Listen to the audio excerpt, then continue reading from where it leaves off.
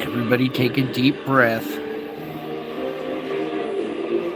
Exhale slowly.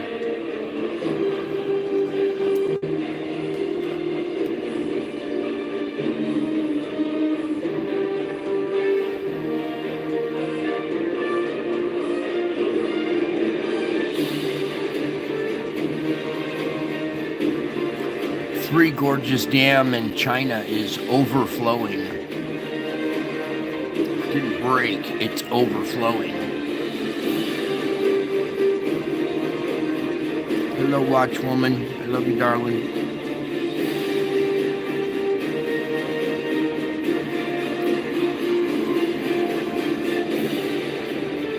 Watchwoman, I've been showing that face you captured.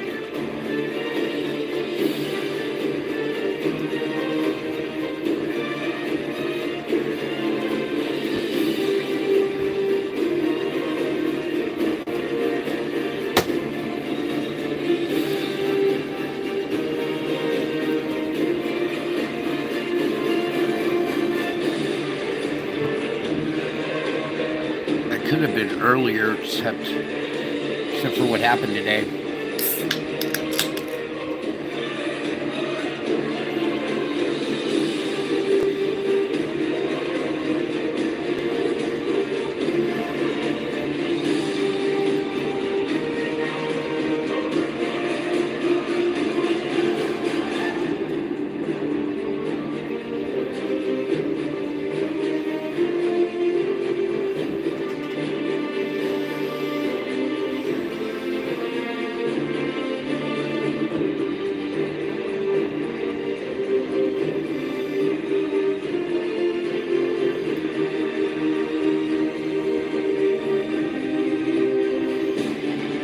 I know that's why we're taking a break from the news, and we're looking at other news. We're gonna focus on Jesus tonight. Praying, yeah. That's why I'm a little late tonight from all the praying.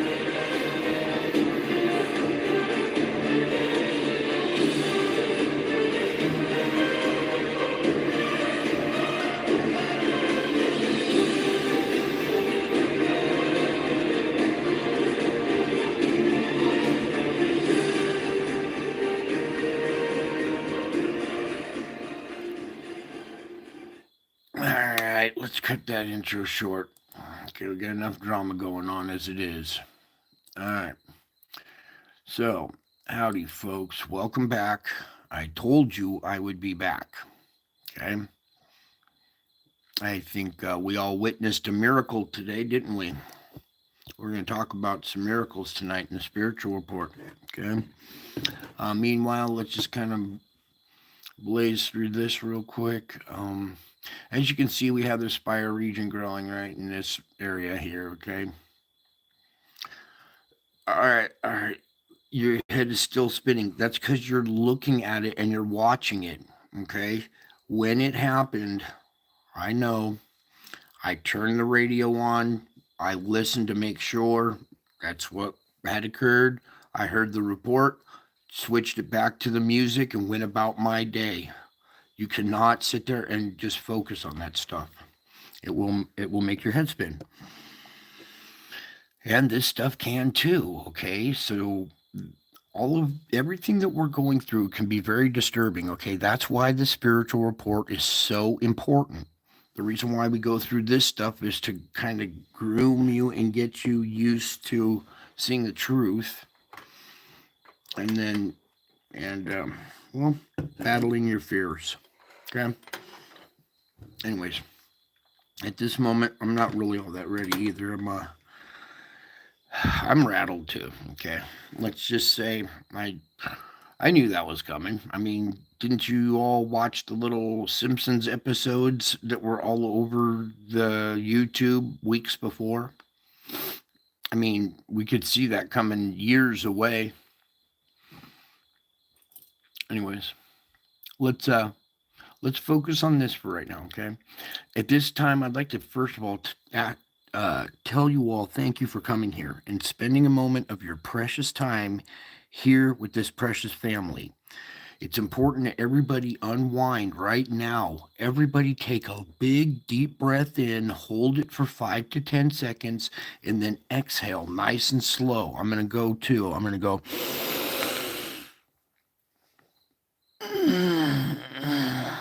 Sometimes it helps to groan or even moan. Do it a second time. Do it a second time all the way in. Hold it for 5 to 10. When you're exhaling, feel your heartbeat. Exhale little pulses to your heartbeat and then slow down your exhalation pulses and it will slow down your heartbeat. Okay? Even crack your back, adjust your positioning, unloosen your pants if your pants are too tight. People clench their jaw all day long. I know I do. So, relax. You're here with family now, all right? And there's not a lot of activity right here, per se. You can see that little guy, that's for sure, huh? Here, let's just start getting into that.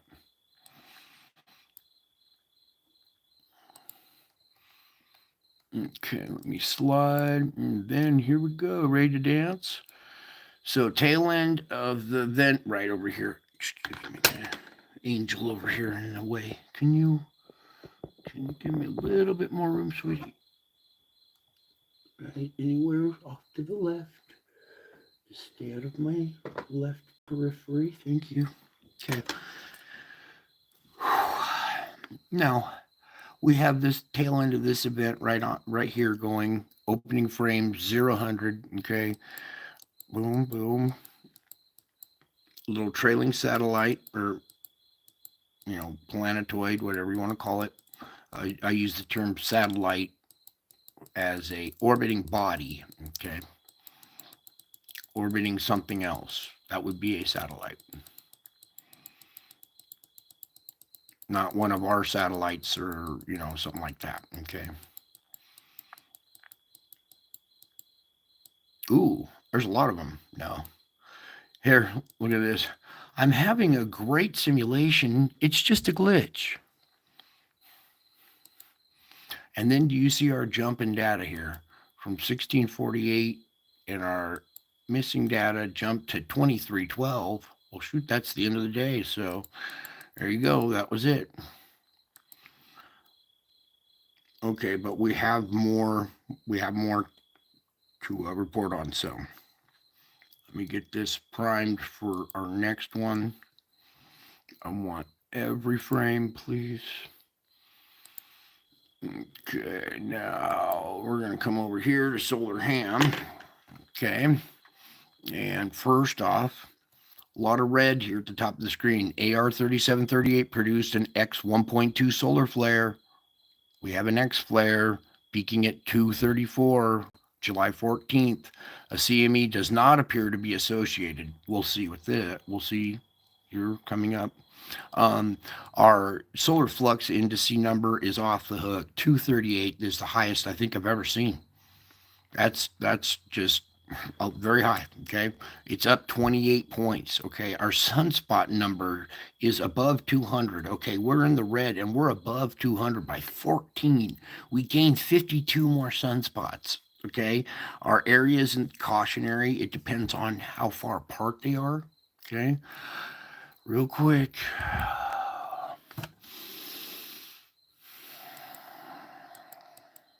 You'll hear me breathing a lot this show. I've been breathing all day like this, trying to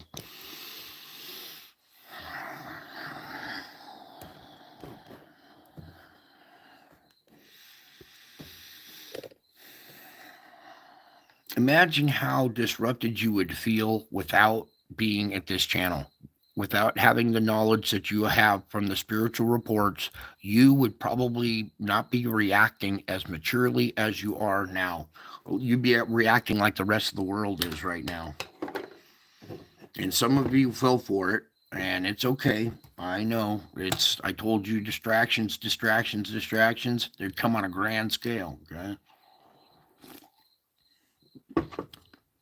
Sorry, I have to take a sip. I am so parched. Here's our X flare right here going into tomorrow, all right? So you can see we've had some activity. We had an M flare, 2 M flares, 3 M flares, another little one, X flare, then another little M flare, okay? Um, Let me back it up real quick. So, X flare potential 15%. Maybe they could bump that up. Let's see. We just had an X flare. So, M flare potential 60. Um, our geomagnetic forecast, a G1 for tomorrow. I think we had a G1. No, there was no G1 today. Okay, it's still quiet. All right. I have to get a different link from Mark Wages for the smaller incremental time, because it's about time we start getting closer and closer time increments.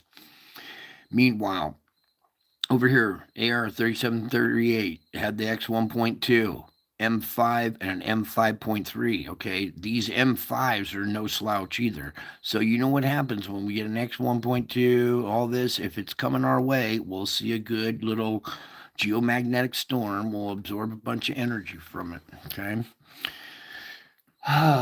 Okay, here's our list of all our sunspots. This is our concerning. It went beta, gamma, delta, and far, blew out an X flare. Okay. Um, Now, 3738 produced a strong X1.2 solar flare peaking at 234.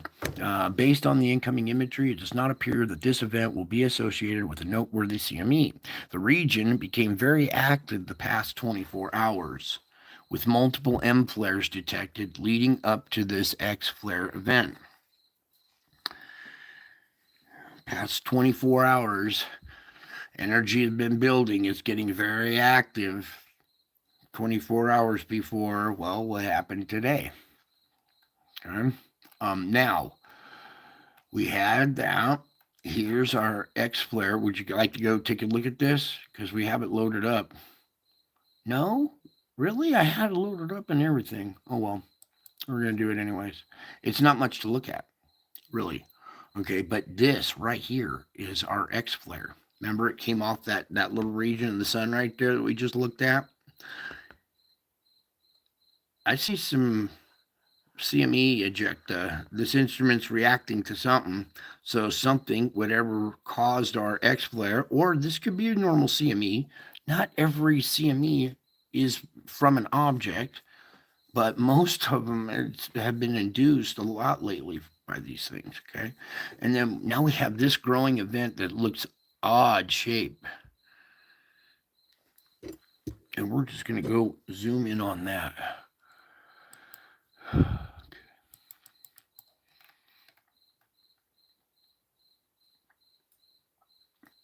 Okay, there you go. Look how it's like panning out like a foot almost.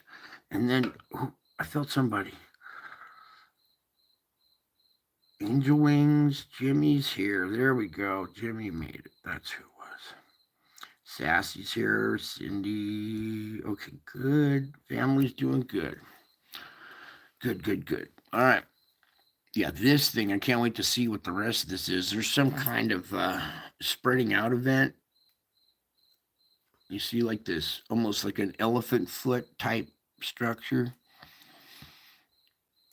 And then we got this going on over here. This is our X flare that we were looking at. Okay, so that's looking into tomorrow already. Okay, so we'll still probably see something out of this. We're seeing this region grow. That's where our X flare came from. And then whatever's coming out over here will probably be something interesting here. All right, so now back to this. So there's all your X-flare and let's see if they've got anything tracking yet. That's what we need to check is the tracker.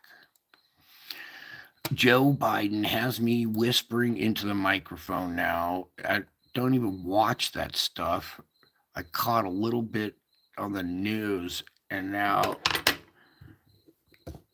during the show, I catch myself whispering into the microphone like he does. It's crazy. All right, so here's our big CME. Can we have that thing full blown, please? There we go. Okay, so here's the CME, at least this one that they're tracking, heading away, okay, which is good. So now, one more back, please. Thank you, Lord.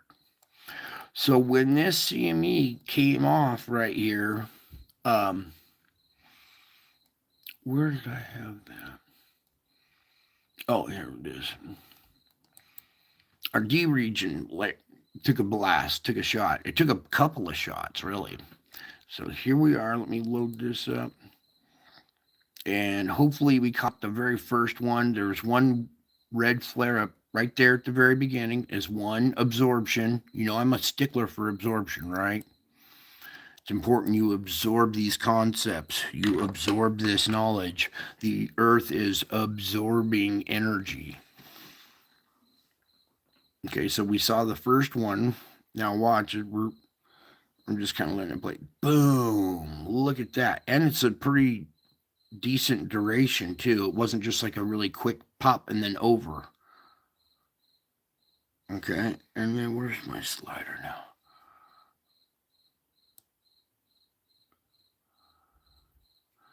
All right, so there's a little bit. Let me give you the pause part. So there's a little red one right there. And then it's back here. Big one. There you go. My hand is numb and it's hard to slide a mouse. Not sure if I. There we go. So there's our big impact right there. Okay. And I showed you a second one right after this one. We're going backwards in time, kind of. And then right at the very beginning was this. So there's one impact.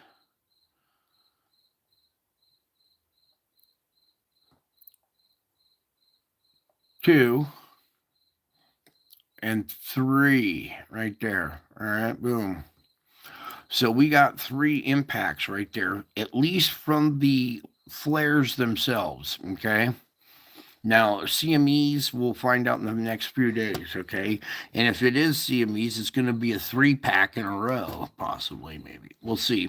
We'll see what directions they're all going. So, but regardless, this is X-rays, all right, hitting a D region, all right, heating up the ionosphere. This also gets directed to the poles. The poles direct this energy to the core. The core heats and expands, and then we have more earthquake activity, more volcano activity, and more magma extrusion from perforations in the crust, changing our weather. Now, moving on. So you see the quadrant where it's at. That's almost where our IMF line is hooked up to. So we're going to get a good electrical jolt from this as well. Now, Starlink satellites might re-enter soon. As many as 20 Starlink satellites could soon be re-entering the Earth's atmosphere following the failure of Falcon 9 rocket on July 11th. The satellites were delivered to Earth orbit, but too low to escape the drag of the atmosphere below. All right, see, they're having problems. These calculations have to be extremely exact and stuff. And when you have different densities of the outer atmospheres now, they're trying to get low Earth orbit, which is hard to do, okay? Has to be going very fast. So to counteract the drag, you got to go above, kind of like out of the ionosphere, out into empty space a little bit, so you have no drag. Well, everything's compressing and getting denser and denser, and now there's a lot more drag. And you can see these satellites were delivered to Earth orbit. but not too low. They just had too much drag to escape the atmosphere below. Okay, re-entry times are still uncertain, so stay tuned. X-class solar flare. Now, sunspot 3738 erupted July 14th, producing the X1.2 flare. Solar Dynamics Observatory recorded this. Okay, and we saw this hit on the D region map. Okay, so we took on energy from this. Okay, there's your D region again. This is still loaded. There's that little one, okay, but that's the X flare right there. And it radio blackout this area, okay? But that's absorption, okay? And it's going to continue to heat up the ionosphere. The ionosphere is getting hotter and hotter. Oh, it's just going to. I can't even begin to describe what might happen here. All right, so there's that. We're going to get back to this now. And we cleared that up. Radiation from the flare ionized the top of Earth's atmosphere, the ionosphere, okay? It causing a shortwave radio blackout. Southeast mariners, ham radio operators in the area noticed 30 minutes of loss. Moving on, D region, we did. Let's X out of that thing. That eats a lot. We'll keep that. We'll get that out. We'll move on to our Schumann here. Okay, now we had a nice smooth sailing until our event today, and we had some grinding, and then we came out of it pretty smooth. Little weakness right here, but trying to creep back to life here. You can see. Let me refresh that. Yeah, it's starting to get back to normal a little bit. So interesting, the timing of this right here. So I'm not sure. This might be a little burp from our X flare hitting, but all in all, pretty smooth. Okay, so speaking of pretty smooth, while I'm on the subject, a bunch of you guys after today's event, you actually handled it pretty well. You did. You went right to praying. You practiced some of the diversionary tactics. Some of you did. Everybody else got wrapped up in it, but that's okay. I know. I understand it's historical, right? Wait until we talk about historical dates. Yeah, start thinking about historical dates. Mm-hmm. Mm-hmm. All right, so let's get on over to here. We don't need to do jet streams anymore. I got it set at the storm level already. I just wanted to look around for a sec. Everything's kind of following the conveyor belt system. All right, these wind patterns right here. When we switch over to the thermal, you'll see that they're matching a new pattern setup. Okay. Also, right here, finally, look at this reverse oscillation, reverse rotation right here, caused by a little hot and cold spot right here. This actually is kicking moisture up into this region. It's so hot and dry and fires and stuff. This is actually kicking moisture back up into a dry zone, and we're experiencing some thunderstorms, so that's good. We don't need lightning, but this little reverse right here has just brought moisture to California. Okay, we're in the form of like monsoonal moisture, afternoon thunderstorms.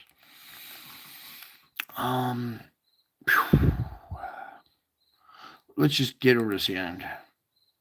Particulates. Get over to our sand. Okay, voila. Again with the arm, looks like an arm flexion with a muscle. I don't know, just kind of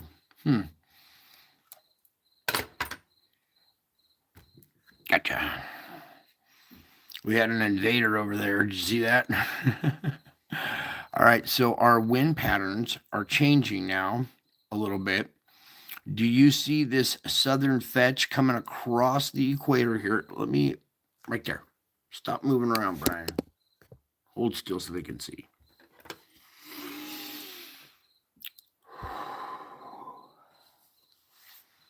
Okay, we have this southern fetch that's crossing the equator. Do you see it disrupting this sandstorm? It put a gap in it right there. We might have to worry about this doing some kind of gap effect and disrupting just enough to maybe allow some hurricane genesis. Let's pray that doesn't happen. Okay. What else was we showing? Oh, yeah. So we got all of this rushing across through the Caribbean, and now look, it's crossed Mexico and is on the Pacific side now.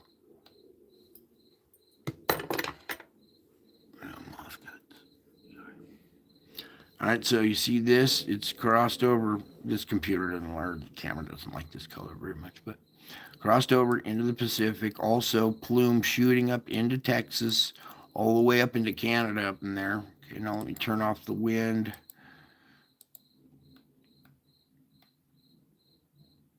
Okay, now you can see the sandstorm going all the way up, split in half, going that way. Some clear up into, the Dakotas, up into Montana, going out into the Pacific.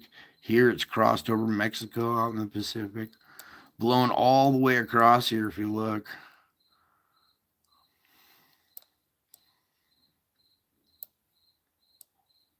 Okay, then we come back around here. Massive, super dense sandstorm. Just, there's going to be a whole new island or big old sandbar out here after a while. Still Saudi Arabia, Yemen, Oman, big plumes going across the Indian Ocean, hitting India. Meanwhile, we have, look at that vortex right there. Wow. All right, let's put on some wind, huh?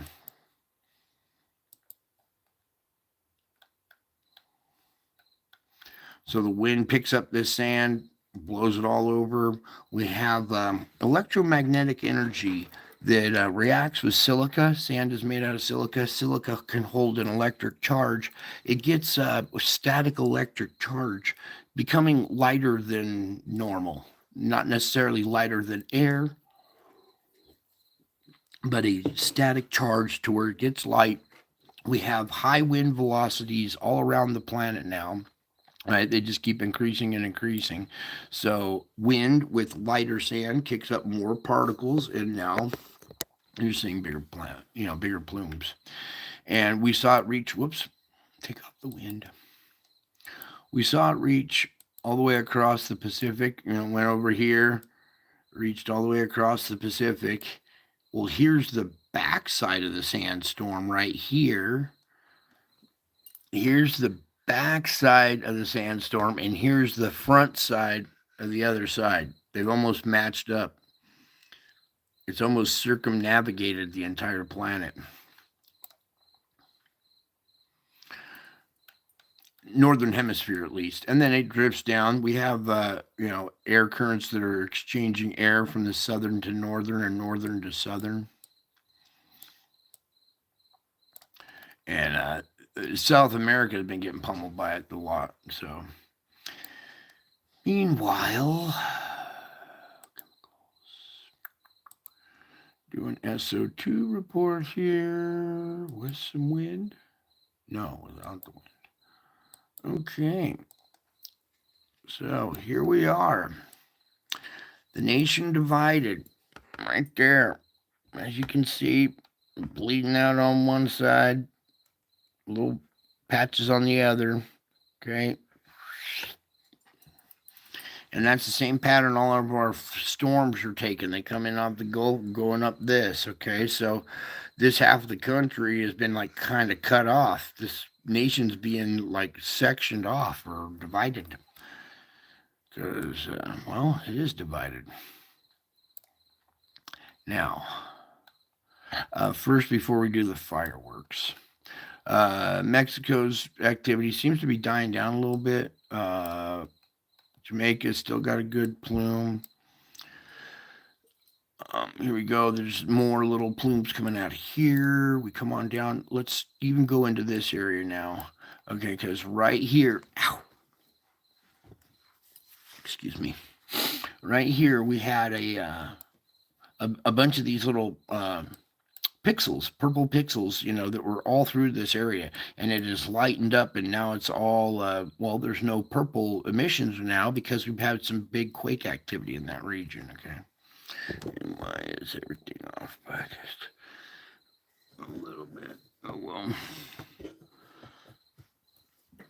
Back to this. So pulling back, you can see our fulcrum points are they're intense. They're getting there.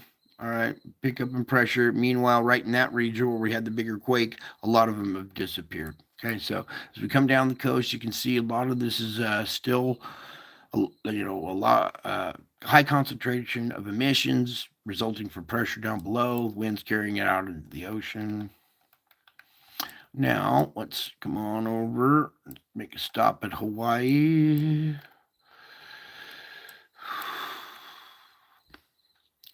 So here at Oahu, we have friends that live here on Oahu, family that live here up in the volcano actually, and it's emitting a lot of SO2. No volcano eruptions, thankfully, from this island because this has a lot of population on it. The other ones, Maui and Hawaii, have emissions now, and they're not so populated. So the hub of the wheel, if you're thinking of the Pacific Rim, is like a bicycle rim. Well, in the middle of the bicycle rim is the hub, and that would be the hub of the Pacific Rim. So when pressure builds up along plate boundaries, it builds up and pops out the middle here too. Now let's just come over here to China, and just for the daytime, and go. Okay, as you can see, they have high concentrations of emissions, a lot of SO2 coming out of the ground there, a lot in India, here in Saudi Arabia. We like to come down and check out Java because Java is like it's like a little relief valve, and it relieves a lot of the pressure in the area. And do I have one more left on this?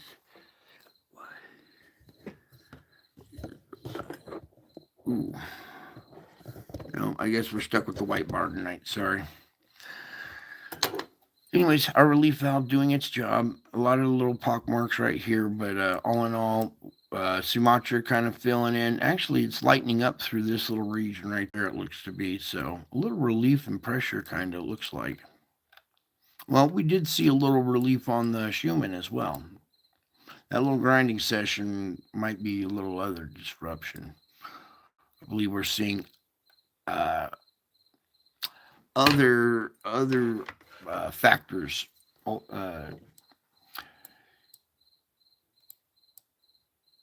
causing disruptions in the Schumann.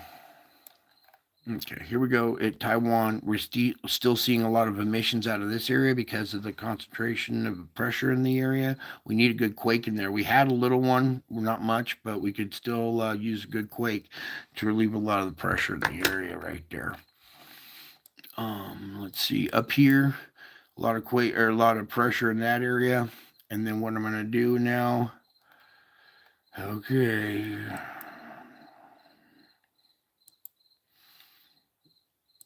Okay, everybody take a deep breath. Don't start freaking out. But these emission sites get so hot that they cause fires. They spark fires from underground. Let's come on over here to Canada. They're evacuating a bunch of people out of Canada right now because they're having fires around these emission sites. This thing is really getting me irritated. Give me 1 second to find something to prop this up just a little higher. I will be right back. So as you look at these sites around here, let me kind of pull back. You can see this area that has emissions is going to start having fires. So wherever you see SO2 emissions, your risk of fires is a little higher. Especially with higher concentration emission areas, like up here in Canada, over here.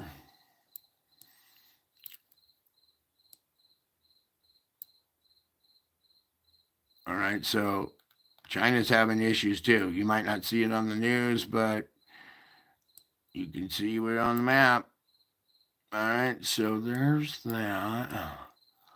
Now what I'm going to do is get the ocean current going. All right, here's your sea surface temperature map.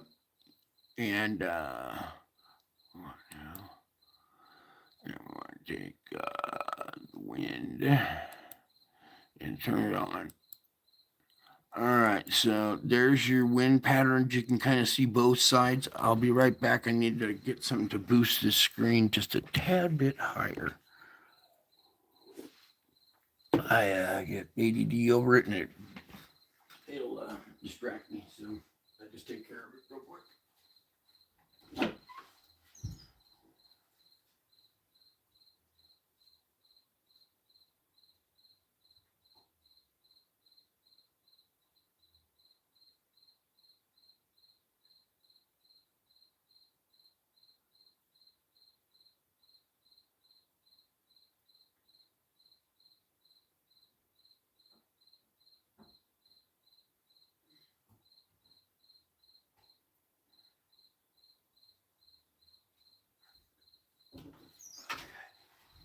All right, here we go. Just a slight little adjustment here. And that way I don't get funny, the Time magazine I grabbed to do this with. There's Einstein on it. Someone once asked Einstein what the speed of sound was. And he says, "Oh, I don't bother to keep such useless facts in my head." Well, what's funny about the speed of sound is, well, it's not a certain speed, it's relative to the density of the air. So how high up you are or how low to the ground you are determines the speed of sound. It's relative to the pressure.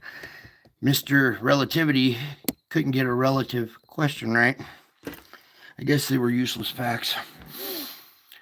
Meanwhile, as you can see, we have quite a change here.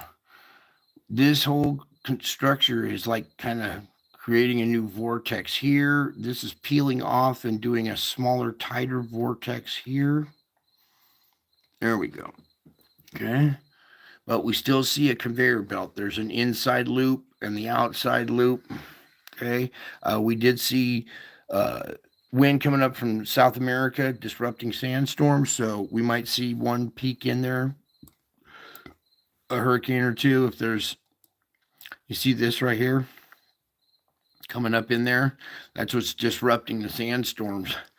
And if stuff comes around this side and there's a break, there's air for it to breathe, we could see one form. So watch this closely. This is getting, it's getting complex. Okay.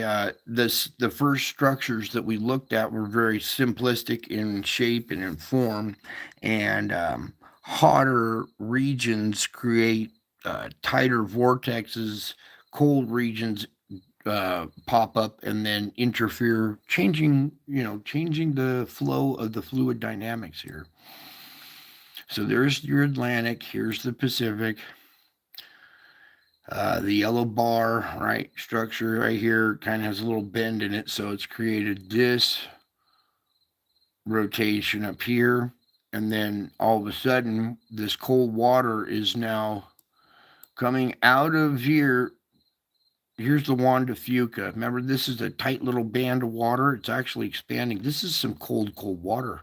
We're seeing maybe some of that lower strata water come up again because the lava is the pressure is pushing lava up. It can also push water from substructures, substrata in our crust, an ocean below the ocean.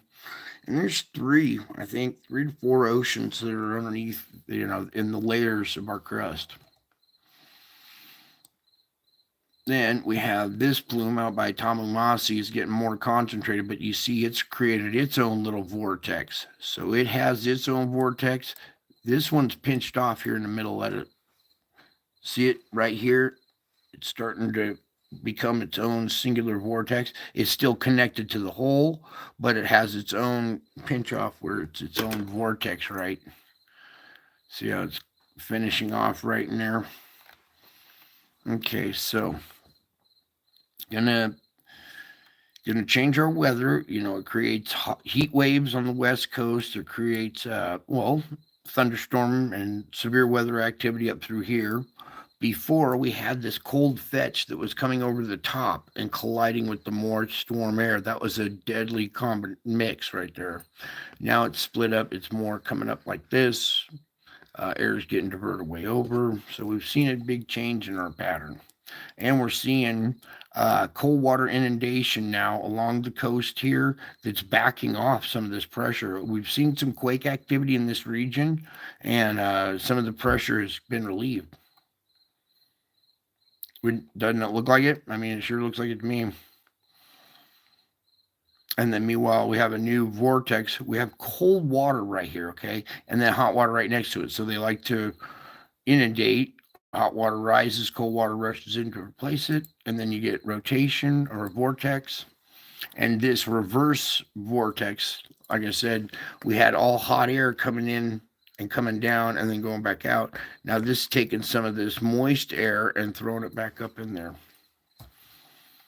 So watch out for thunderstorms and convectivity over here in the west. I saw some today. Meanwhile, these plumes are just growing and growing. Here we are over by Taiwan now. Okay, our little relief valve here still has yellow around the area. Let me take the wind off now. Okay.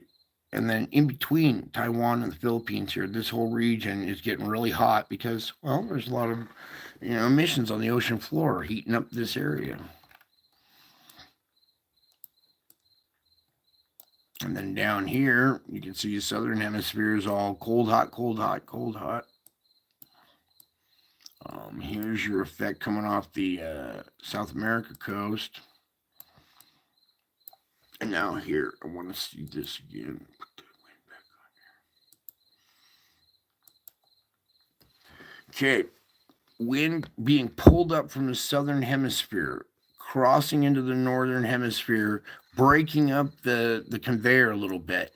If we had like a northern wind that would put a break in that sandstorm, but no, it's coming from the southern hemisphere and it's pushing fresh air in there that's not diluted with or polluted with sand, allowing convection possibly. So we might see another hurricane form here pretty soon. Okay. Meanwhile, the bigger this gets, the more intense, the more organized our rotation will be. Our whole structure will be more organized. The inside loop, the outside loop. The outside loop is still kind of weak. This cold plume right here has thrown a little wrench into it, but we still have this flow. Okay. And then something else. Even though we have this cold water leakage right there, I want to show you our regular sea surface temperatures, though, in the region. Okay, so the Gulf still is a lot of hot water. You can see our little, take this off. You can see our little patch where it's not as dark right here. Okay, but look at this water off of Florida. You probably can't go in that water. It might be too hot.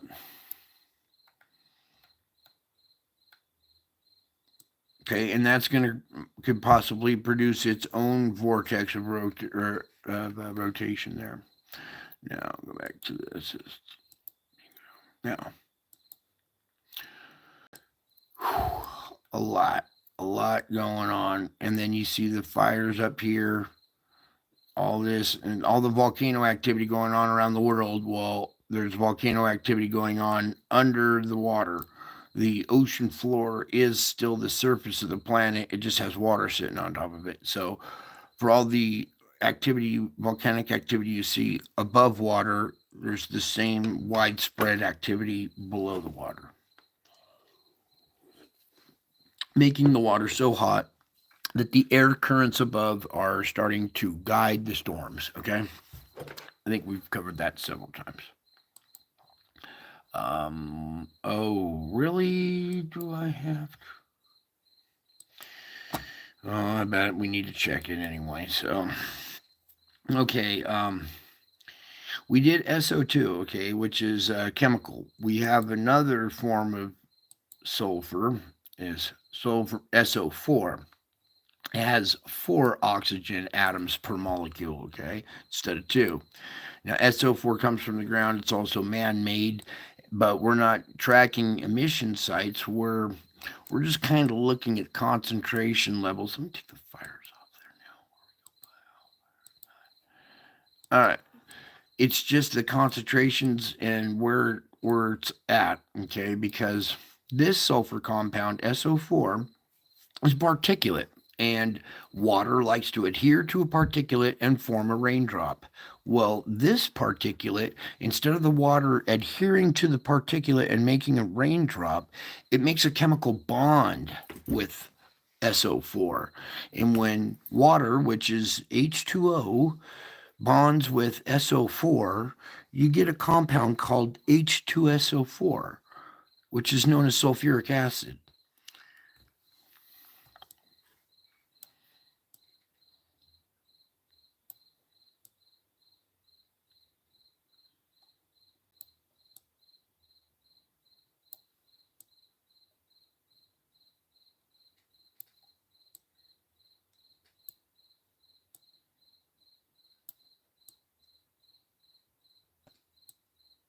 Crickets.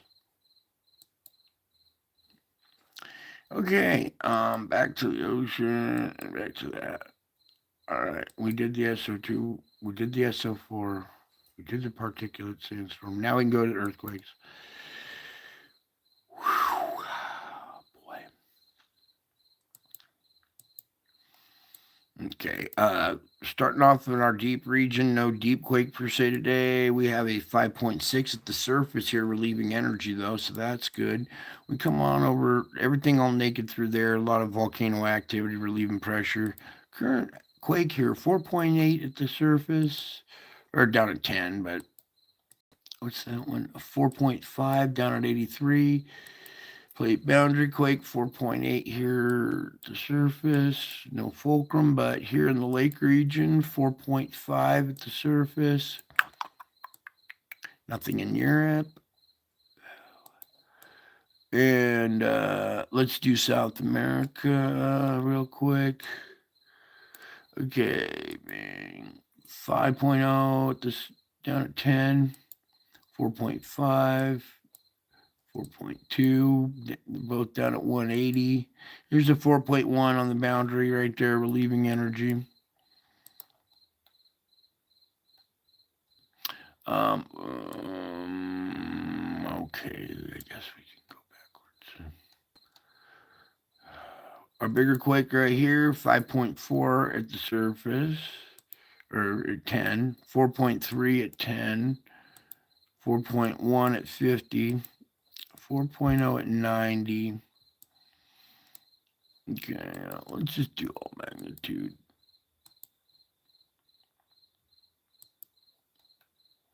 Okay, so let's slow down here a little bit, get pulled over. So finally, we're seeing energy over here on the Kamchatka. Here's our fulcrum point. It might be jammed up. We're seeing a lot of volcano relieving pressure activity in this area. So it's rare we see quakes here anymore.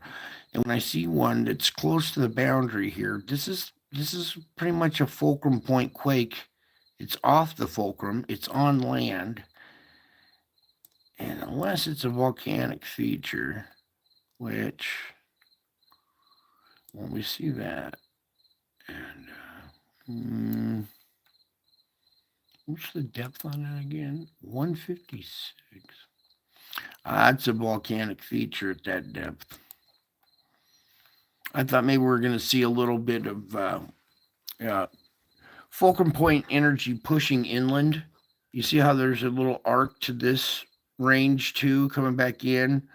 So pressure used to come in this way, and now pressure can come back this way. So sometimes we would see any kind of pressure that would, if this were seized up and locked up, it could push inland. But that is a little deeper. That's a volcanic feature. There's something going on right around this volcano here. So setting off 4.3. Okay. Oh boy. You guys' head is spinning from all the news. My head is spinning from all the prayers. I have never been bombarded like that in a long time. Um,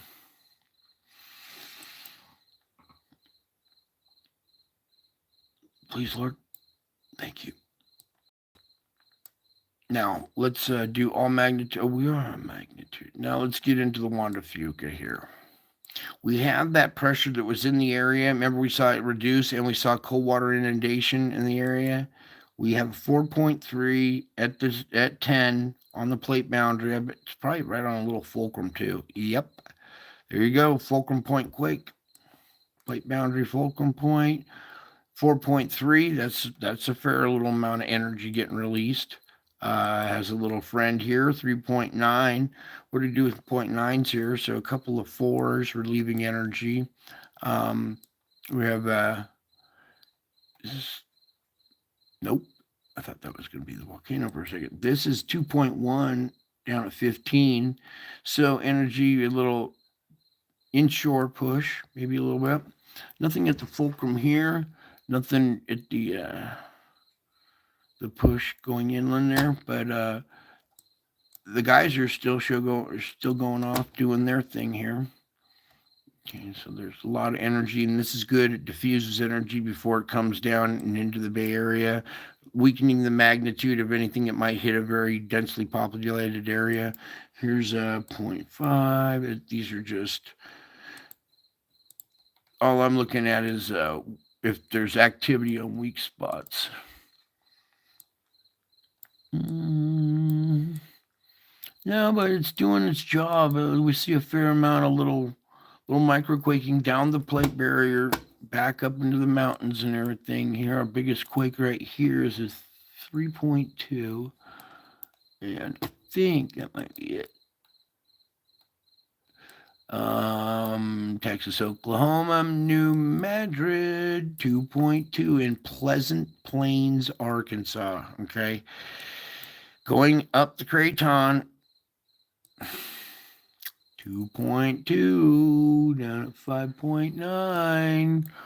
Clear up to our weak spot off of New York here. 1.2 in California, New Jersey. Hmm.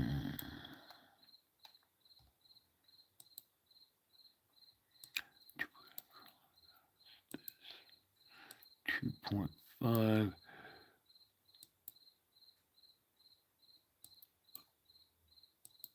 All right, we're seeing a little bit of activity around Yellowstone there too.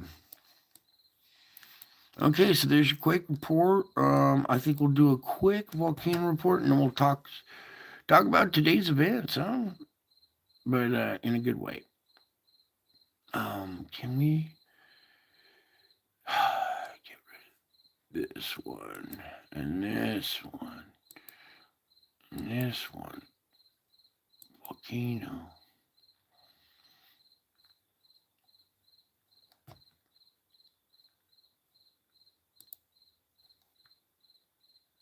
Okay, 32 erupting, 28 in warning, still 61.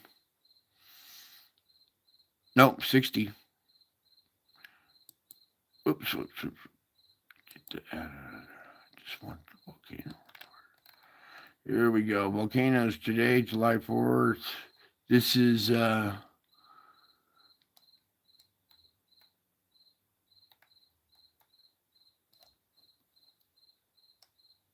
Asian volcano during the January 1st, 2023. What the heck do I care about that? Ibu, ground report, 7,000. All right. Luatobi, 9. Semaru, 14. Lijin, is that an L? Yeah. Between January 1st and July 12th, elevated seismic activity was recorded at the volcano. Well, no surprise there. We've seen pressure growing, from down below for a long time. So here's another one, East Java, right around our relief valve. No surprises, has elevated seismic activity. Santo Guido, Sangay. Let's get into today, which was now yesterday. Ow. Stop biting me. Stromboli still. Ibu, 7,000. Luatobi, 11,000. Semru, 14. Santo Guido, 14. 22 out of Sangay and 24 out of Sabancaya. And we looked at those lists last night. Those are crazy lists. And imagine if we had lists for all this activity that's under the water. We would have pages and pages and pages. And one of the biggest volcanoes on Earth, the biggest volcano on Earth, Tamumasi, out in the Pacific out here. Can we get this map? Okay, all this red going on. Well, right out here in the middle is Tamumasi out here. This isn't a very good map of representation, but out here in the middle, there it is where we see a lot of that leaking coming from right there, okay? So let's do weather. Just take a peek at the next couple of days real quick, and while that's loading up, I can start getting rid of some of these other ones.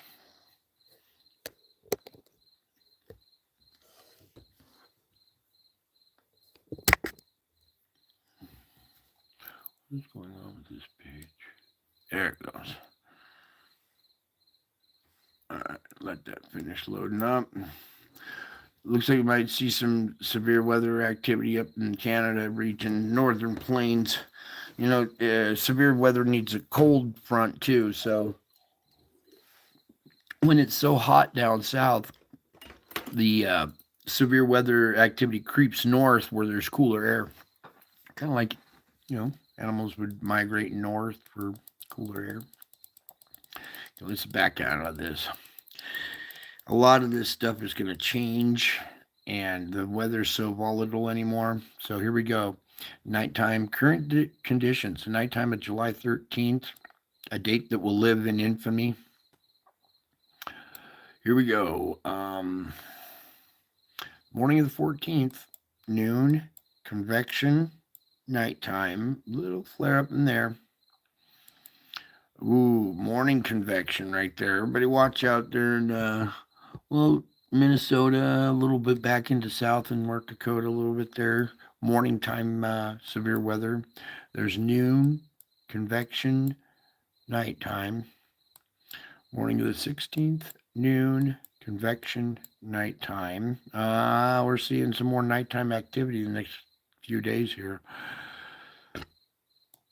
Morning of the 17th, noon. Whoops. See that morning activity right through here? Bing, bing, right up in there. So as we approach the 17th, let's not get caught off guard. This might be a day, too, where any kind of CME that might be associated with this X flare or any of the M flares that came our direction, okay, because we did see things hitting the D layer, okay, so we might have some CME energy coming in 3 days, which would be around the 17th, okay, and here we are, morning of the 17th. Now this electromagnetic energy can, help the storms blossom a little harder. It does the bombogenesis to storms all around the world, okay? So not only do we have added particulates, added moisture, so more fuel to the fire, now we also have this going on. So it's important that there's so many factors that are changing our weather now. It's it's just add some sun energy to it and enhance it some more. So here we are, the morning of the 17th. If we're seeing severe weather here, that could possibly be enhanced depending on our G1, G2. We'll see. That'll be the noontime and convection. This kind of linear, this quasi-linear type structure right here. It's not a full QLCS. It's very patchy and isolated. That's really dangerous. It's these isolated supercells that have room to breathe and grow and move and stuff. And if it's I can get one more dimension of zoom. All right, so I'm gonna let that sit there. This is the nighttime of the 17th. So any little spot where you see severe weather, if we do have any kind of geomagnetic storm, any one of those little spots could flare up. All right, so it's like getting shot with a shotgun or something. It's some pellets are gonna hit. It's gonna hit somewhere and somewhere else, and it's gonna be really dispersed, widespread. So important to keep your tabs on your weather, okay? You should be focusing more on your weather and less on your media, okay? Because it'll sneak up and get you, and the media will sneak up and get you too. All right. Boy, they make things hard for me. But I know what they're doing. Opening the door. Convection the 17th, nighttime the 17th. So, walk you back through it. Morning the 17th, any of that could possibly be a little more intense than what they're seeing. This noontime where you don't see any, that could possibly change. That could be a quasi-linear storm front right there, okay? I pray I'm wrong. I pray that this doesn't happen. Let's all pray that it stays this way right here and doesn't convect. But then by convection, it's going to. And it'll be very spotty. And then nighttime, it really all fills in, and you have severe pockets here, little isolated areas through there, all along here. So it's going to be the 17th. Everybody brace for the 17th and just be aware of your weather that day. Morning of the 18th, noon, convection, nighttime. Morning of the 19th, noon, convection, nighttime. Now, anything after this is very, well, it's so volatile that it's not really worth reporting on, so it's going to change. So here we go. Morning of the 20th, noon, convection, nighttime, 21, noon, convection, nighttime, 22, noon, convection, nighttime. See this up here? Not that this is going to happen per se, but do you see this kind of activity? All right. This is up in Canada. The low's down here, okay? It's drawing the moisture up from the south, but it needs cold air. And the cold air, it doesn't get cold enough. The dew points don't get ripe enough until way up here. So now we're seeing the severe weather. This is becoming like a new tornado alley as anything north of the border because of, because of the temperatures. Whoops, no, I hate wrong map. You can't do that, Brian. You gotta do this. And go back to it. 17, 18.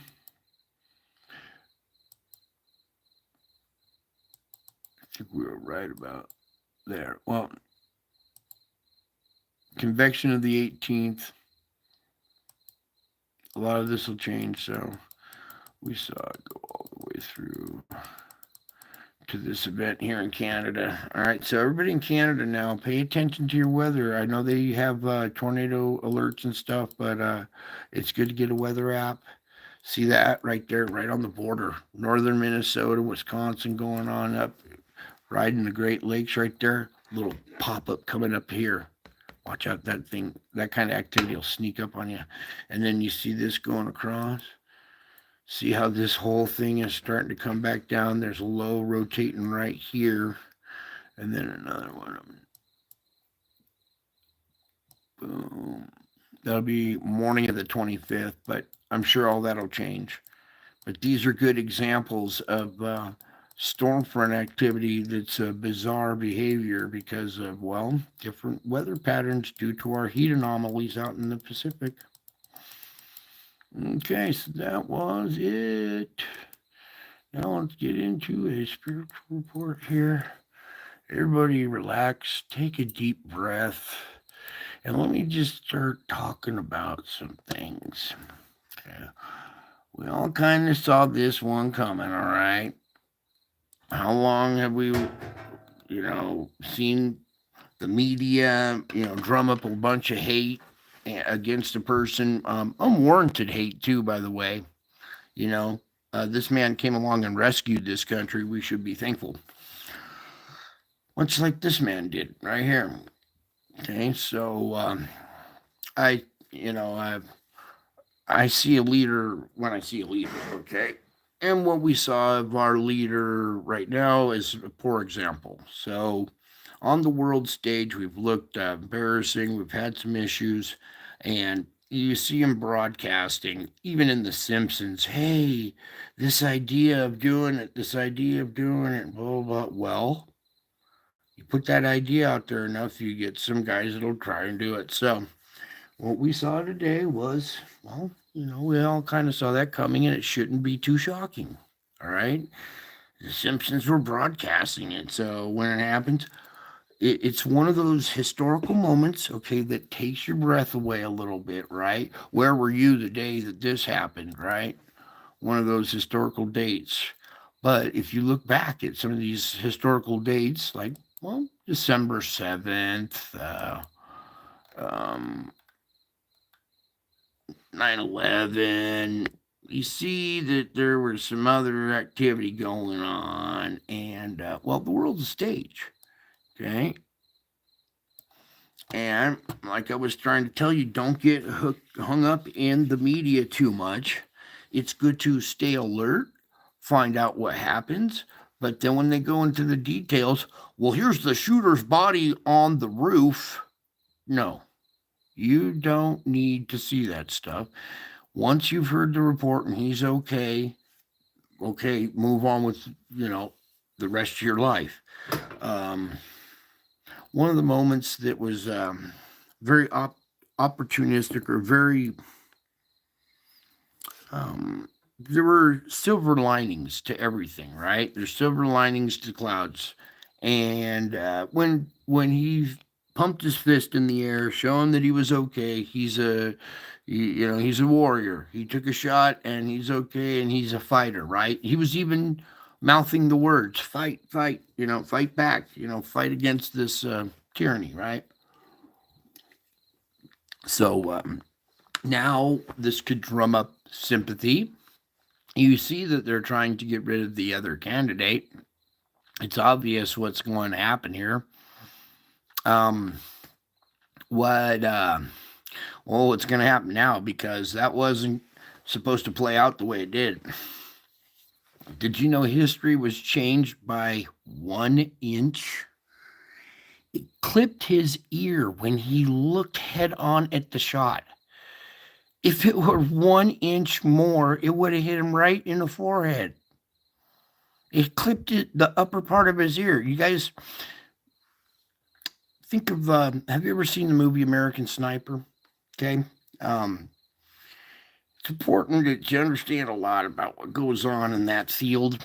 Okay, I was raised by a Marine, and I was a good shot, and I know higher ground, all the tactics and stuff like that. And I see setups, and I see layouts, and I see all kinds of shenanigans. Okay, so don't get rattled by what you see. They were setting you up for it. Everybody else is going to lose their mind. This is where we rest on the edge. Okay, there's a song called "Living on the Edge," and we're not living on the edge here at this channel. We are resting peacefully on the edge. Okay. We're eagles with wings. We can hang out and perch on edges because it's no problem. We can fly.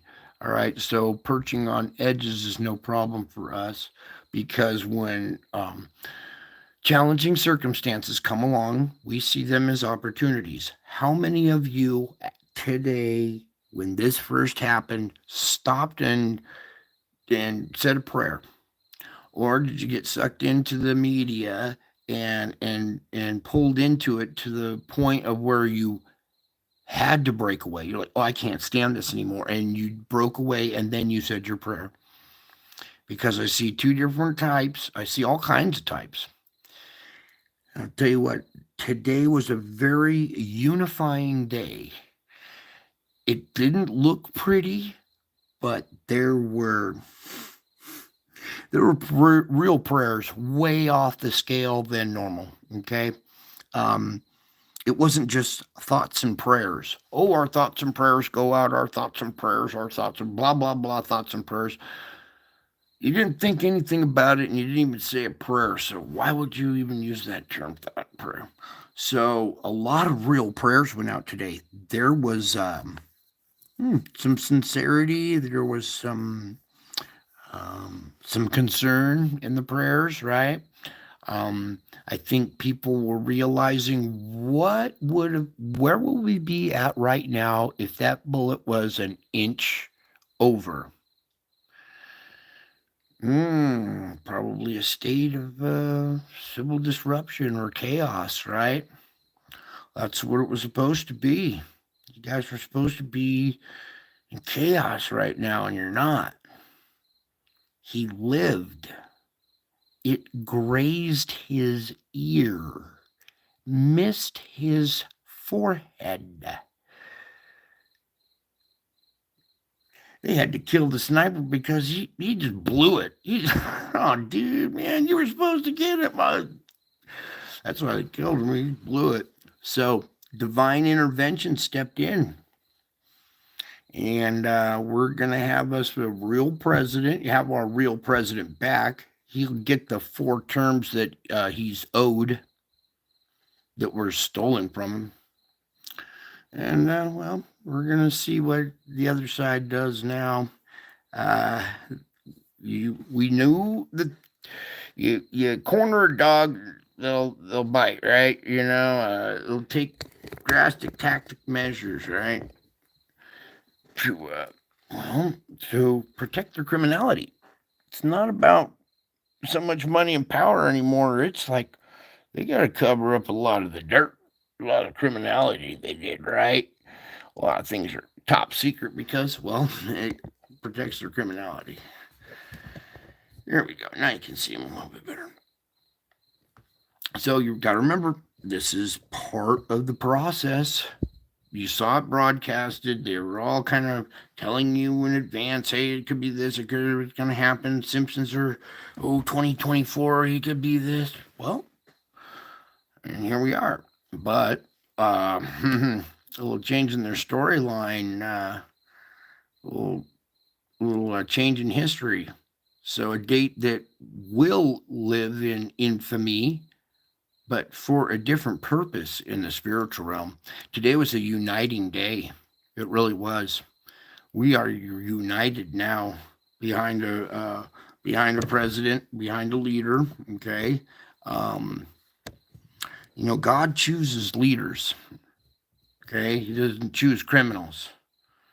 So you're seeing a change of the guard going on because God wants Trump to be the president because he still owed his 4 years. They all said he was an illegitimate president. No, we have an illegitimate president right now. They like to project onto others what they plan on doing. And then they can point the finger at you and go, oh, see, you're doing it. Very deceptive tactics, okay? When you work in the dark realms and you know what evil is and you see their dark tactics, I can see right through them. I know exactly what they're doing. And, there's a bigger picture still. It's part of the plan. It's part of the process. It might not make sense to you right now, But in the future, you will see how today's events and how they unfolded are actually part of the biblical process. Okay. There's a lot of texts that are, well, missing. They're not missing. We have the Book of Enoch. We have other books. They're just not incorporated into the canon. All right. So there's other Book of Mary.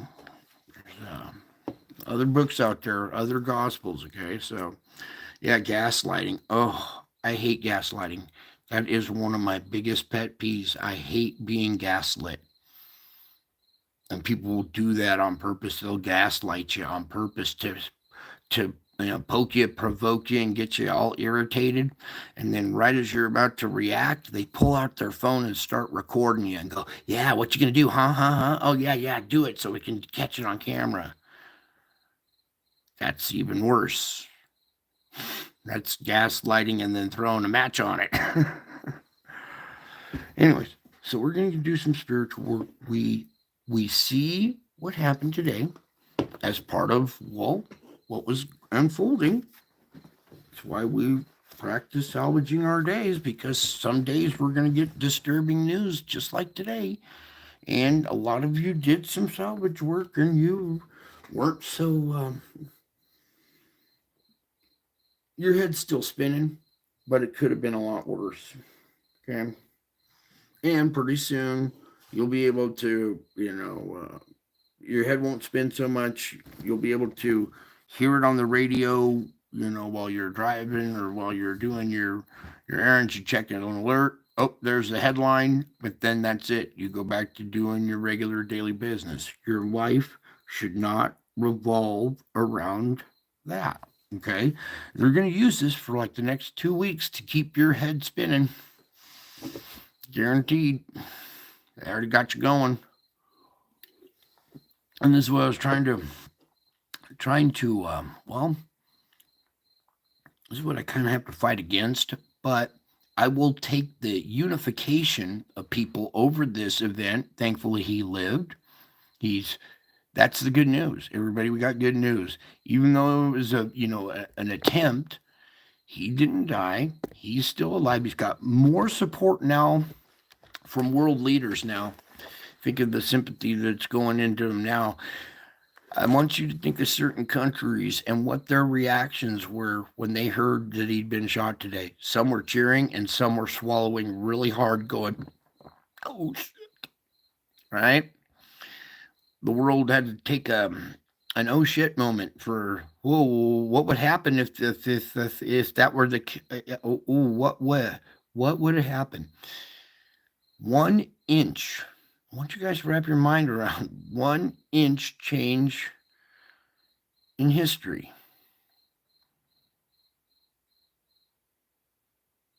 How blessed this country is.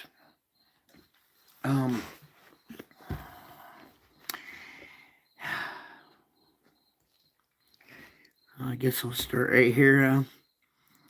I'm just gonna hop right back into where we kind of left off last night.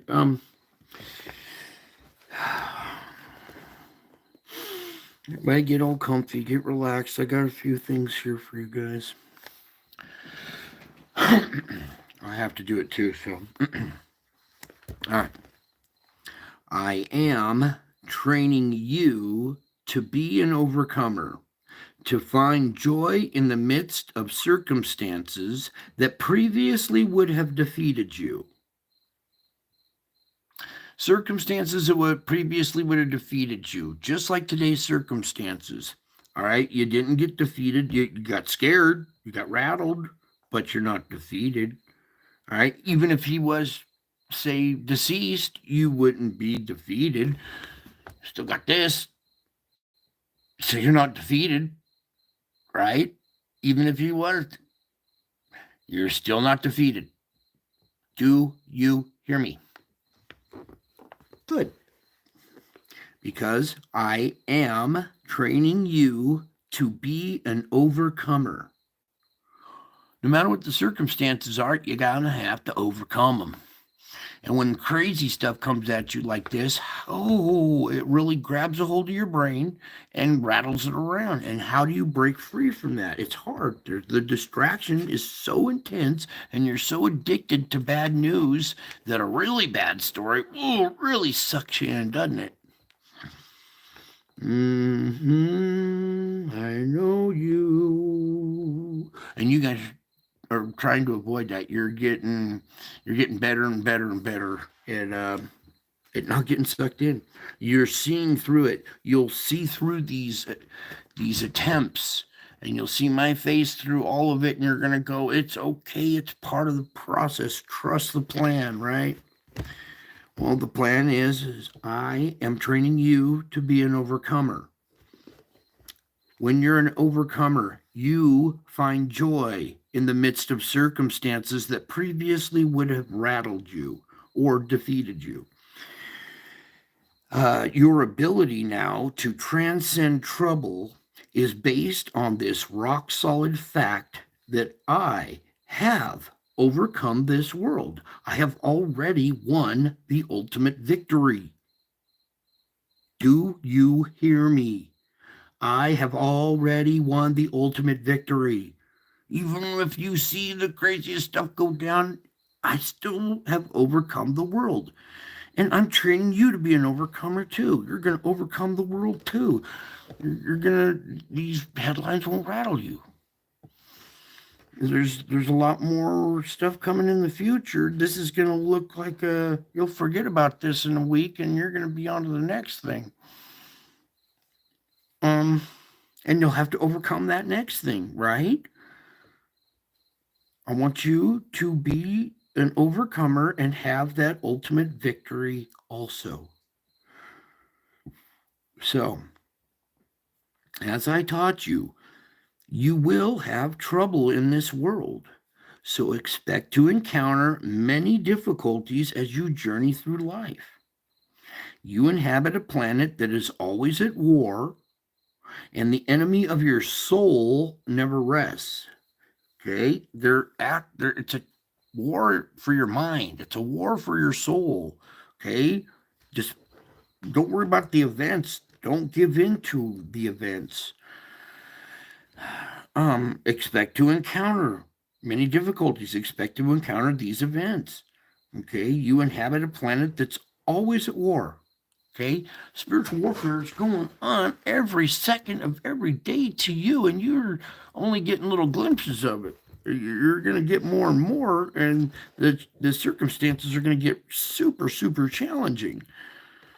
Okay? And when you're in the midst of these challenging circumstances, it's crucial to keep trusting me. Keep trusting me. Because if you don't, then you're gonna fall victim to the challenging circumstances. I'm telling you, you're gonna need these tools. You're already finding how crucial they are, okay? Because you are in a challenging circumstance right now, aren't you?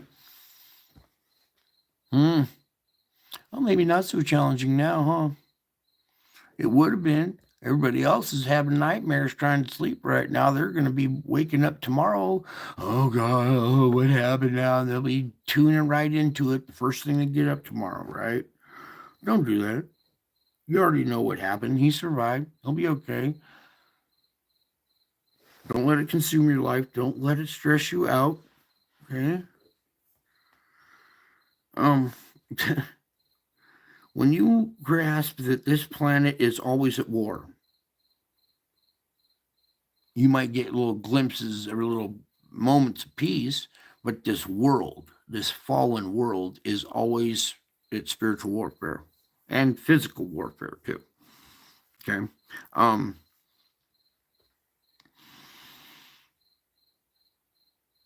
The enemy of your soul never rests. Okay. It's important that you understand, hey, you will have trouble in this world. Your enemy never rests. Where's my mouse? Come back here. So as soon as you've conquered one thing and you've conquered another challenge or something, where'd it go?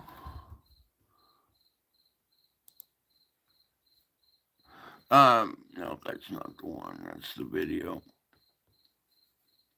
You're gonna have to overcome these things, and all kinds of different challenges from different angles. By the time you've recovered from one, something else comes along, and you'll get brief moments of peace, and that's what makes them precious. These moments that we have together are precious because everything else around makes, well, it's so chaotic that well, it makes this part even better, doesn't it? Okay. Um.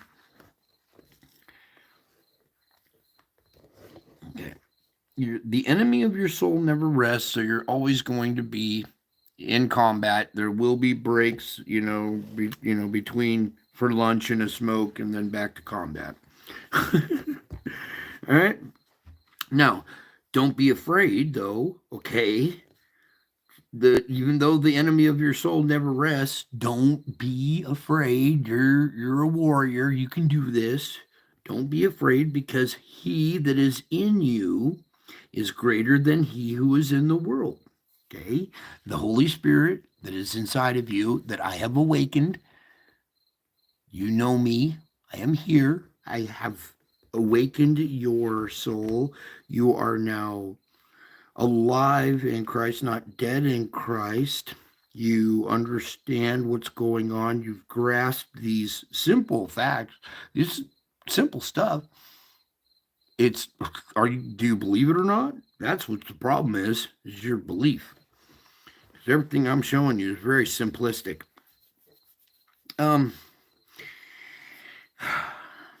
Okay. I don't want you to be afraid, because he who is in you now is greater than he who is in the world. All right. This your spirit right now, after what you just witnessed today, that go get 'em attitude is greater than Biden's wispy little I can't read off a teleprompter spirit. Okay. You have a stronger spirit than somebody that's in power who can't speak, can't walk, can't think. He has to be told what to do, when to do it, right? So, who's greater?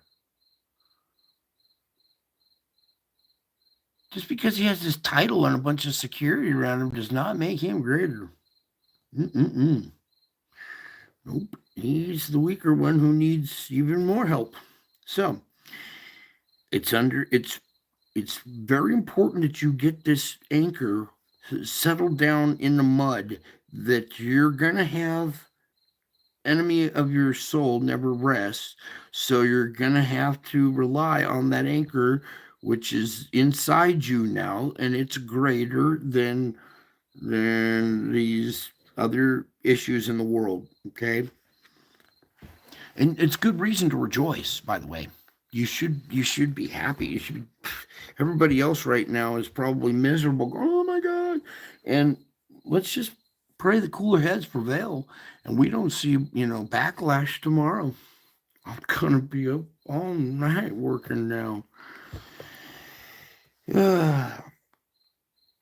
Okay, again with your challenging circumstances, it's when you are in the midst of these circumstances, like right now. Okay, you were watching Fox News, you were watching all these other reporters, you were watching all of that. You were in the midst of it. I took you out of the midst. You're not in the midst of that challenging circumstance right now. You are here with me, having a peaceful moment with a family member. So when you leave this show and you go back into the midst of those challenging circumstances, because I know you will, none of you are going to just avoid it. No, you'll go back and check in on it and watch more. I know. It's hard to resist. So when you do that, it's crucial that you keep trusting me. Okay, even when you forget for a little while and you see, oh, it's going to cause results over here in Russia now. Oh my God, China's thinking what now? Don't freak out. It's crucial that you keep trusting me. And when you feel like you're in those challenging circumstances, you're in the midst of them, you may have put yourself in there. Take yourself out and whisper, I trust you, Jesus, as often as you need. That prayer, I trust you, Jesus, as often as you need. You can never overuse that.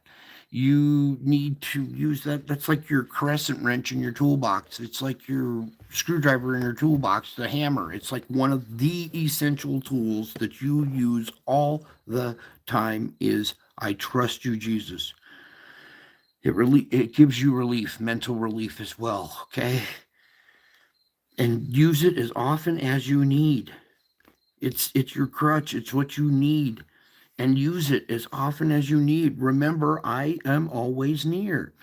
Ask me to help you learn all that I have for you in this trial.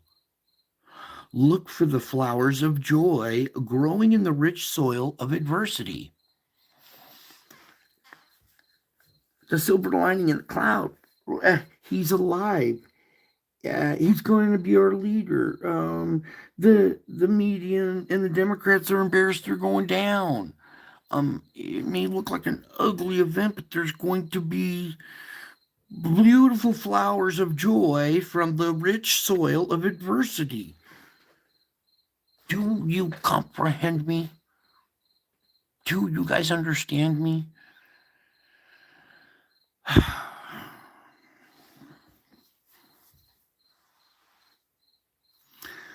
The sunlight of my face is indeed shining upon you.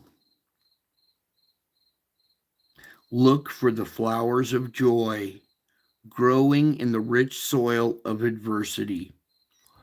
You're in boot camp and we're making you a spiritual warrior, okay? And each obstacle in the boot camp that you climbed over the wall, all right, there's an accomplishment. You don't get a medal or a badge, but that's now you know you can climb a wall. Now you know you don't have to fear when somebody puts a wall in front of you. You're like, I'll just throw a rope over it. So what? Well, then they'll have to come up with something else. Well, what if I lay down a bunch of barbed wire? Well, I tap dance on barbed wire, Bubby. What are you going to try next? All of a sudden you are strong because you have overcome.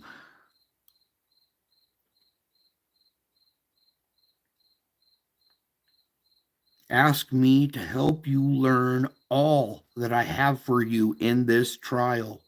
You are in a trial of character. It's like a test of character.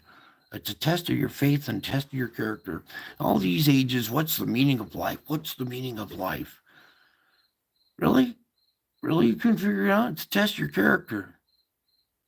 Read the Bible. I mean, it was pretty much said in there. Your whole life is basically a test of your character and your faith. Are you going to believe me or not? Are you going to receive the benefits when you believe me or not? Oh, yeah, okay. Hey, I think I'll receive those benefits. Sound pretty good to me. And then they actually work, and you're like, oh, I get it now. I am training you to be an overcomer. You will find joy in the midst of your circumstances.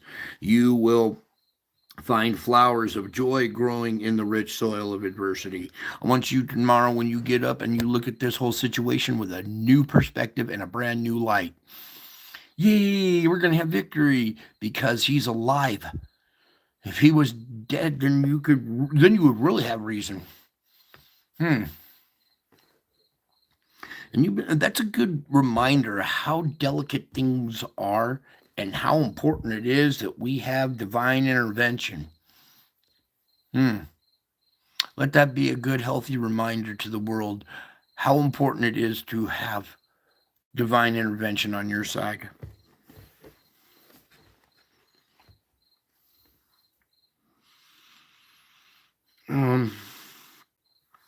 Really, I got one. Ooh, what's this? I forgot all about that. So, as I left off on that other one, you gotta look at life as the flowers of joy growing in the rich soil of adversity. So just take on the adversity, you're planting flowers, and then you'll see that the sunlight of my face is shining upon you. My face is shining upon you, so take time to linger in my joyous light and seek to know me as I truly am. I am always near you, closer than the air you breathe.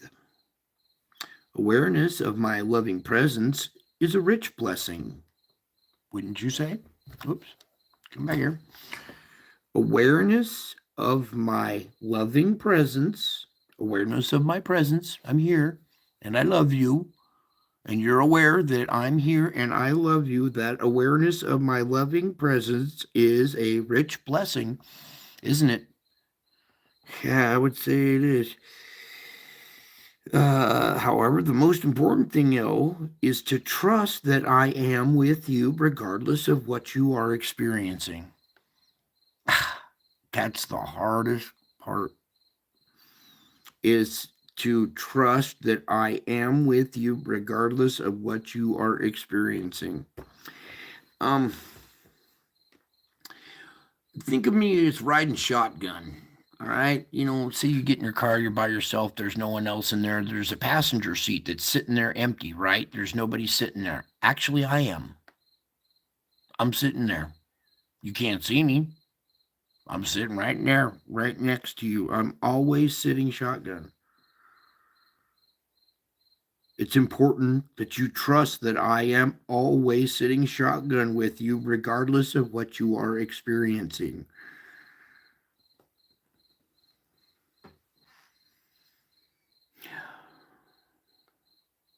Um, when you bump into massive difficulties on your life path, I want you to consider it joy. I know that's going to sound weird, but you're flowers in the soil of adversity. So the difficulties, the adversity on your life path is just a path of flowers. It's a path of flowers. And I want you to consider it that and consider it joyful to experience life. You are conscious, you are experiencing life. Some people are conscious. I'm a little questionable about some of the other ones. No, I'm joking. But when you bump into difficulties on your life path, you gotta turn it around and consider it joy. I know it's hard. I grit my teeth sometimes. Thank you, God, for cutting me off and driving me into the ditch. At least I can still get back on the road and make it back home. So, um, I know, it's it can be aggravating. Okay, and you're when you get aggravated, take a minute to stop, calm down, reconsider your perspective, and be like, okay, I got to consider this pure joy, not pure. Well, we're striving for pure joy, but just see if you can turn adversity into joy first, okay? Before you go for pure joy. Let's work up to pure joy, but um, your difficulties now, your impossibilities. That challenge. It's the trial. Okay, so you're like, all right, I gotta roll up my sleeves and take this on. And when you do that, it's not so bad. And as you bounce off these impossibilities, you'll be bouncing off of them. There'll be impossibilities, and you'll just bounce right off of them, and you'll just keep moving. It won't phase you. You'll just bounce off the impossibilities right into my everlasting arms, which are wide open and ready to catch you, ready to calm you and help you do what does not seem possible, which is stay calm in this kind of calamity. My arms are open wide, ready to catch you, ready to calm you and help you do what seems impossible. Now it seems possible. You can be joyful in the midst of perplexing problems because I am God, your Savior, and I have already accomplished the greatest miracle in your life, saving you from your sins. If you keep looking to me, your resurrected Lord and King, your pessimism will eventually give way to courage. Did you know that? That your pessimism, things aren't looking too good right now, will give way to courage because in the morning you're going to have the perspective of, wait a second, he's alive. He might become our president, and hey, we might turn this around. There's hope. There's possibilities now. The impossibilities are becoming more possible. Right? You need to look at all the it makes the other side look, very evil and painting a clearer picture now, aren't we? We're painting a clearer picture now, aren't we? Yep. So, if you keep trusting me, you use these, these tools to overcome. You understand, and you keep looking to me as your resurrected Lord. If you understand that I am indeed resurrected back, your pessimism will give way to courage. Okay, that Christian courage that we're talking before. Where did that one go? I had that with these here too. Where did the Christian courage one go to? Yeah. So, the more you trust me, the more you'll gain courage. Okay, no bad story will phase you anymore. You'll see right through it. You'll go, oh, I see what they're trying to do. They're trying to shake me. They're trying to rattle me. They're trying to stir up fear and controversy and doubt. Right. So it's important that you bounce off of those impossibilities right into my wide open arms to catch you, calm you, and help you do what seems impossible will now be possible. You can be joyful in the midst of perplexing problems, okay? Not just problems that are, oh, hey, it's a one major thing, and we got over it. We did our salvage work and we did the one major thing. When things just start spinning in your head and you don't know what to think and what direction, and you start getting perplexed. Is it a volcano? Is it an earthquake? Is it an attack? Is it this? Is it that? What's it going to be? What's it going to be? What's it going to be? You're perplexed. So, trusting in me, I help you take the perplexed, and it wipes it away. You have stability.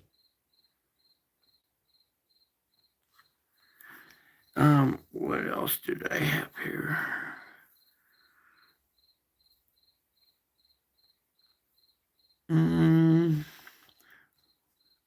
Again, it's important that your pessimism turn into courage. Okay, everybody around here have been lacking courage for a long time, and that's why we see events that like we see today. Nobody in the media has the courage to stop the insanity that they're doing.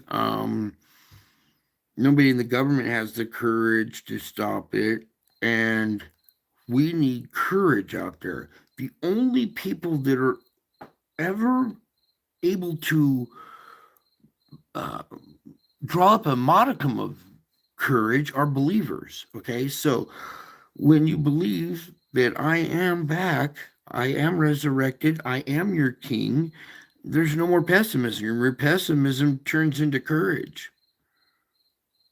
You saw that courage that Trump had today? He was pumping his arm in the air after being shot right next to his head. You see the Secret Service trying to cover him? Nah, he's shoving his arm right up through him, going, nah, fight back, you guys, fight.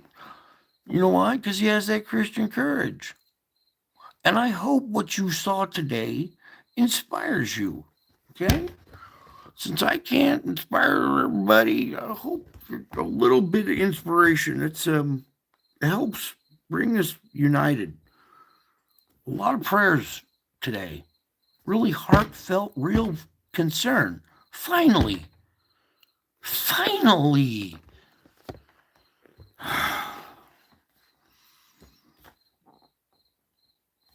I got what was this other little thing I had here? So keep your pessimism, keep turning it into courage. Your impossibilities, I make them possible. I have the power to change impossibilities. I can make them possible. They're actually my specialty. I delight in making the impossible possible. Okay, and I like to show you and help you with that too. So impossibilities are my specialty. I delight in them because they display my glory so vividly. They also help you live the way I intended, in joyful, trusting dependence on me. There was a way that you were intended to live. Did you know that? There was a certain design, a way that you were intended to live. Was it taught to you in school? Anybody, law enforcement teach you? Any professors, any of these doctors, any of these gurus ever teach you how to live? Oh, or didn't, huh? Well, it's on dependency on me. That's how entrusting dependency on live is the way you were intended to live. In joyful, trusting dependence. The people who don't have joyful, trusting dependence are not living. They are dead. They are dead inside. They are dead. They are dead.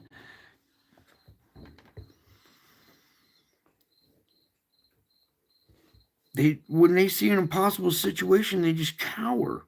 You look at it as not impossible. You can see it as possible. Why? How's it possible? Because all things are possible through Christ. They help you live the way I intended, in joyful, trusting dependence. The next time you face an impossible situation, turn to me immediately with a hopeful heart. Acknowledge your total inadequacy to cling and rely on my infinite sufficiency.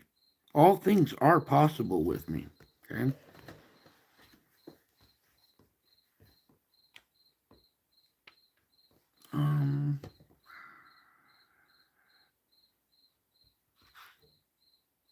Okay. One last little side note I wanted to excerpt out of this. So no matter what you're feeling, okay, no matter what you're feeling, if you're confused, you're still perplexed, some people are feeling peace, some people are resting on the edge. When I say resting on the edge, you ever seen the mountain climbers that have a little cot that they sleep on and has a little tent that goes over it, and they actually sleep on the face of a cliff, on a ledge, on an edge. They're resting on the edge. And they can block out what's down below them. They just focus on being the cot and inside the tent. Everything else around them disappears, and then they can go to sleep, and they're not afraid that there's a huge canyon down below. Right? So it's being able to focus your attention And no matter how you're feeling, remember that you're not on trial. You are not on trial, okay? Because a lot of people are worrying. I could sense that too. So, no matter how you're feeling, I want you to know that you are not on trial. You are not. There is no condemnation for those who belong to me. So, those who don't belong to me, they're stressing right now. They are freaking out. But not the people who belong to me. So, no matter how you're feeling, remember that you're not on trial. We're going through a trial. We're testing your character. You're not on trial. We're grooming your character. We're getting you strong, right? Training you to be an overcomer. And again, remember there's no condemnation for those who belong to me. You make that decision. Do you want to belong to me or not? I don't condemn those who do. And those who know me as their Savior, well, you have already been judged not guilty. Oh, whoa, wait a second. Did you know that you've already been judged not guilty if you trust me and believe me? I came to earth to set you free from the bondage of sin. I long to see you living joyfully in that freedom, not bound, not stressing out, not stuck in the world, head stuck in the world. Okay? Remember, you've been judged not guilty. Just trust in me. I came here to set you free from the bondage of sin. I want to see you living joyfully in freedom, not in tyranny, not in this state that we're in. Well, the society's in, let's say. I want to see everybody living joyfully in freedom. So, learn to enjoy your guilt-free position in my kingdom. Guilt-free position, okay? Doesn't mean you're go out and become an axe murderer, but let some of that guilt go, okay? So you can breathe. It's for your peace of mind, okay? Learn to enjoy your guilt-free position in my kingdom. Refusing, again with the refusing to be weighed down or shackled. Or do you like being weighed down and shackled? Some people like being weighed down and shackled. They just get right up and hop right on the phone and shackle themselves down, and they're thumbing through all sorts of different videos and TikTok and weighing themselves down and shackling even more. And then pretty soon their head's spinning, they're perplexed, and they're seeking relief. And you can find relief. You can learn to enjoy your guilt-free position in my kingdom and refuse to be weighed down or shackled by the world's fallen condition, where sin and evil abound. And I overcome that. I help you overcome it. The best response to this grace lavished on you is thankfulness. Okay? When you're gratitude lists, thankful lists are all good for your own mind. You know, I do a thankful every night. Oh, man, I almost got a T-bone today. Thank you for the protection, Lord. Thank you for your protection out on the roads, the hedge of protection you put around my family, the food on our plate, the roof over our head. Shoot, the power went out and we had electricity. Everybody else didn't.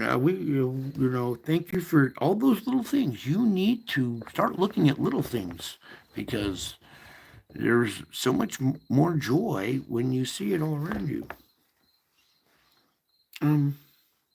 What was the other? Underline that, scratch that out, highlight this. Now I want to see.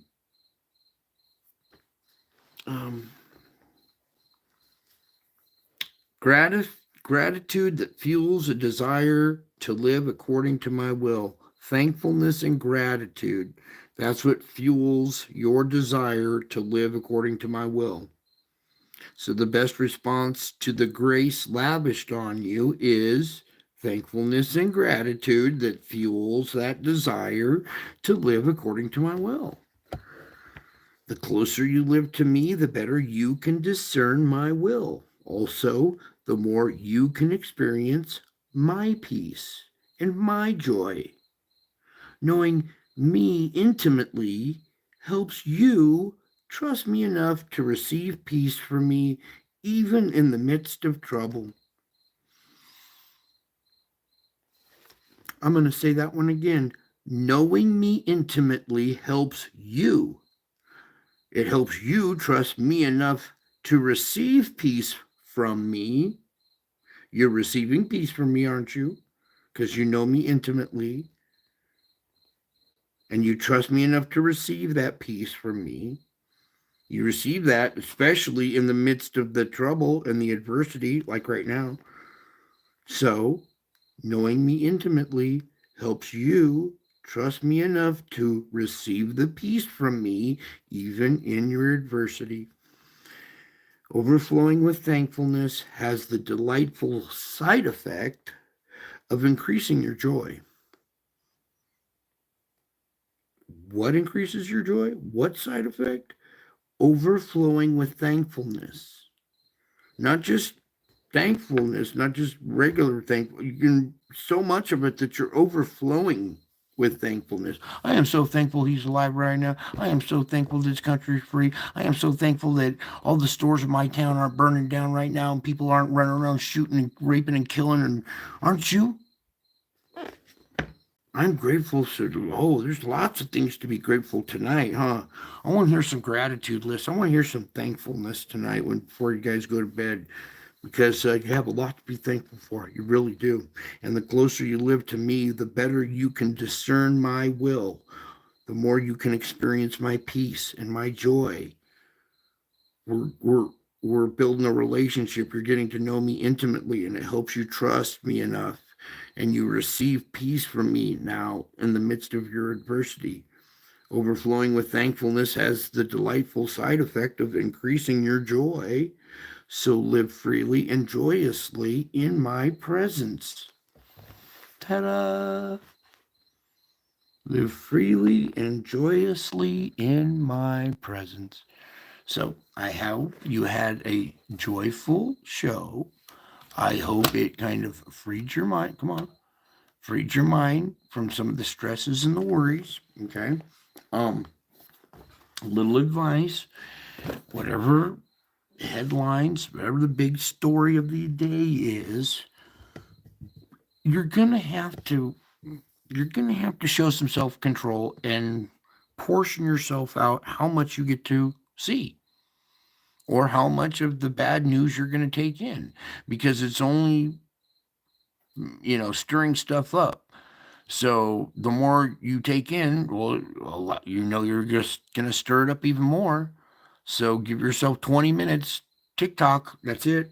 Set a timer. I will look at as much as I can in the 20 minutes, and then I will break away and break that habit, because you'll get so sucked in and so distracted, I'll forget about what's really important, what's going on here. Okay. So it's a battle for your attention. Okay. It's an art form. Okay. You're gonna look at life with a different perspective. You'll see the flowers of growing in the dirt of adversity. You'll be overcoming stuff, and then when something comes down the pike, you won't be so fearful and worried. You'll have a good foundation. You know that you got a big buddy who's watching over you, protecting you. He just wants to hear you go, okay, help me through this. Whoa, what was that? You want help with that? You're trusting me, independence? You want my help? That's my specialty. That's what I enjoy doing. It's my favorite thing if somebody made a mistake and they apologize, and they repent of their sin. They apologize. They say a heartfelt sorry. It's my favorite thing to forgive them. And I want you to learn to get that down when somebody's made a mistake and they acknowledge their mistake and then ask for forgiveness, sorry, or an acknowledgement with a sorry. Hey, I shouldn't have done that. That probably hurt your feeling, huh? I'm sorry, I shouldn't have said that. I take it back. I meant it in this way, and it came out that way, and I could see how you were getting offended. Make an apology. That's when you can practice the art of forgiving and practice the art of admitting when you're wrong and apologizing when you're wrong. That's the problem, is a lot of us can't admit when we're wrong, and we just plant our foot in the ground even though it's wrong, and we just make a foundation out of it, and can't do that. We gotta get healthy, okay, guys? So I think that's it for tonight. Yeah, I'm exhausted. It's been a crazy day for me, and I don't even watch the news. All right, I could tell something was going on. People are all over the roads, cell phones flying all over the place, and right through red lights, stopping at green lights, and I'm like, uh-oh, something big must be going on the internet. I already knew what it was, but you could sure see the reaction in people's driving. It was a crazy day, but we all learn. There are no mistakes. They are only opportunities when you learn from them. All right, so let's learn from what happened today. See the silver lining. Don't be pessimistic. Use that to turn it around and grow some courage. Some Christian courage is the antidote to this poison that they keep shoving down society's throat. Okay, you guys are that Christian courage. You guys are that antidote. So keep fighting. Keep salvaging your days. Overflow when you finally find your joy through the course of your salvage or through your day, and you're overflowing with joy. Let it overflow into other people's lives and try to lift them up. Try to make their day better. A simple smile sometimes, a hi, a thank you, opening a door. Come on, we're all brothers and sisters. Do unto others as you would have done unto you. Do you want somebody to cut you off in traffic? No. Well, then don't cut other people off in traffic. Do you want to be, left out in the cold? No. Well, don't leave other people out in the cold. How would you like to be treated? That's how you treat others. If you like being treated like an asshole, then you treat everybody like an asshole. But most people don't like that, okay? They want to be respected. So you respect others, you get respect in return. It's very simple stuff. It just, they taught you everything but that. They taught you how to think, and they taught you what to think and not how to think. So we got a lot of unlearning to do, as well as learning to do. We're not brainwashing you, but we are cleaning out the mud and the junk that was put in there by your mainstream media, your schools, the lying society, and it's just a good, pure, clean, fun way to live. And you actually live, and you're not dead. Everybody else is dwelling in misery right now, and you're not. I love you guys. I miss you guys. I have to go. I have so much to do. I will be back tomorrow. I will be back. I'm already back. And I love you guys. See you tomorrow. Get some rest. Sweet dreams. Don't stress about this. Everything's gonna... Doesn't matter what happens. It doesn't change this. Okay? Love you. Bye.